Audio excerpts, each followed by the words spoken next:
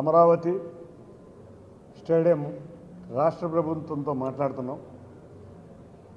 గౌరవ ముఖ్యమంత్రి వారు ఒకటే చెప్తున్నారు, మంచి స్టేడియం, మంచి వసతులు ఉన్న స్టేడియం నిర్మించాలని చెప్తున్నారు. స్పోర్ట్స్ సిటీలో క్రికెట్ స్టేడియం ఉండబోతుంది.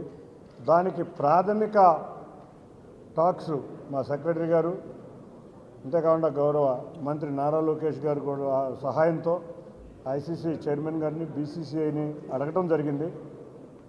త్వరలో మనకి స్థలం రాగానే, ఆంధ్ర క్రికెట్ అసోసియేషన్కి స్థలం రాగానే దాని మీద నిర్ణయం జరుగుతుంది.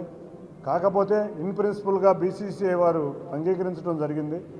కానీ ఒక్కసారి మొత్తం స్థలం వచ్చినాక మనకి ఇక్కడ మంచి స్టేడియం ఈ ప్రాంతంలో రాబోతుంది, అమరావతి మన రాజధాని ప్రాంతంలో రాబోతుందని మీ అందరికీ తెలియజేసుకుంటున్నాను.